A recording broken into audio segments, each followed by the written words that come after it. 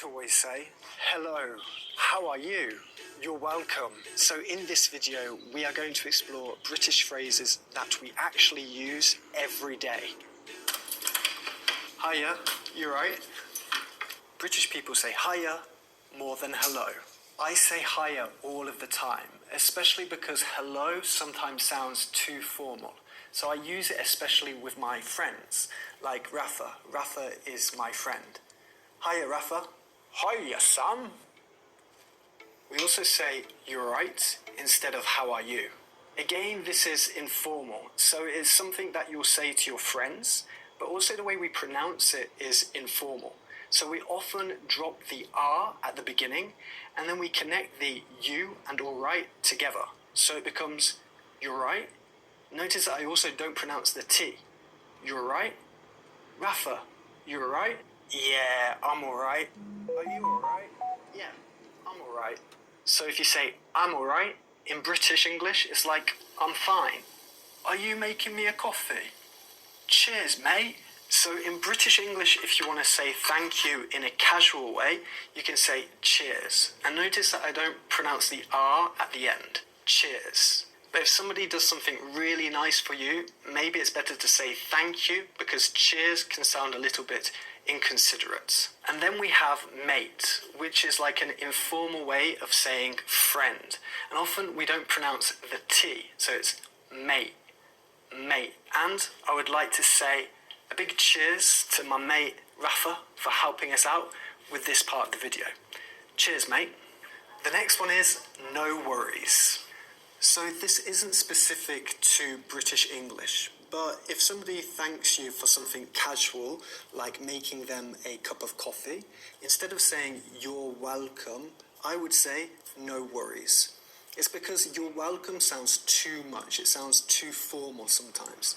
So I prefer to say no worries. Hakuna Matata. The next one is, don't say I want, say I fancy. I fancy a sandwich, but my fridge is empty. So fancy is something British people say all of the time. You might have heard a British person ask, fancy a cuppa, which means, do you want a cup of tea? So fancy means to want to have something or to want to do something. For example, it's sunny outside, I fancy a picnic. But right now I fancy a sandwich. But my fridge is empty, so I need to pop to the shop. So this is our next expression. To pop somewhere is something really British to say. It means to go somewhere quickly, to go somewhere for a short time. So I popped to the shop to buy some milk. I popped to the shop to buy some groceries for my sandwich. And we also use pop out a lot. Pop out. This means to go outside, to leave the house for a short time, to quickly leave the house. So I popped out for some fresh air. It also implies that you're going to be back home really soon. Bloody hell, I've lost my key. It's in my back pocket. So bloody hell is something British people say all of the time when we are frustrated. It's a bit rude. It's like f***ing hell, but more British.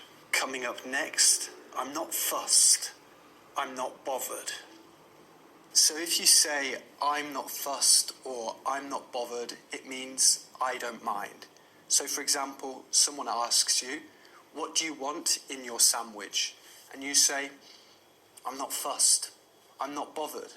Or simply, not fussed, not bothered. Okay, and then you end up with a boring cheese sandwich.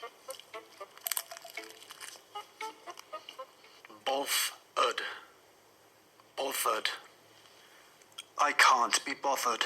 Bothered is a difficult word to pronounce, and it's a word that we use all of the time in British English. This time, I can't be bothered means I'm too lazy to do something. I don't have the energy to do it. I can't be bothered. I can't be bothered to do anything. Is that the doorbell? Just a sec. Hang on a sec. just a sec, both of these mean wait a moment. Hang on a sec doesn't mean wait 1 second, it means wait a short period of time. Hang on a sec. This is something I say all of the time. It's something British people use all of the time for wait a moment. You might also hear British people say, I'll be there in a jiffy. I'll be there in a jiffy. This means I'll be there in a moment. Hang on a sec. I'll be there in a jiffy. There's no one there. The next British expression, mind you. Mind you is a British expression I use a lot in everyday conversation, and you can use it instead of however. For example, Italian grammar is really hard. Mind you, I've been studying a lot. Or, I'm really lazy. Mind you, I went for a run yesterday.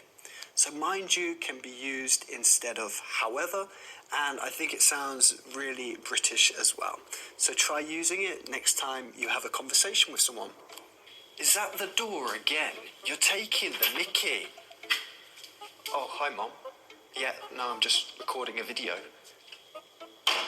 If you're taking the mickey, it means you're making fun of someone. So you're taking the mickey. You can also say taking the piss, or you could say taking the biscuit in British English. So taking the mickey, taking the biscuit, really British ways of saying you're making fun of me. And the next one is on your bike. So another expression that will make you sound really British is on your bike, and it means go away, get lost. You can say it when you're angry or if you're playing with your friends. On your bike, leave me alone. And the pronunciation is on ya, not on you, on ya. On your bike, mate.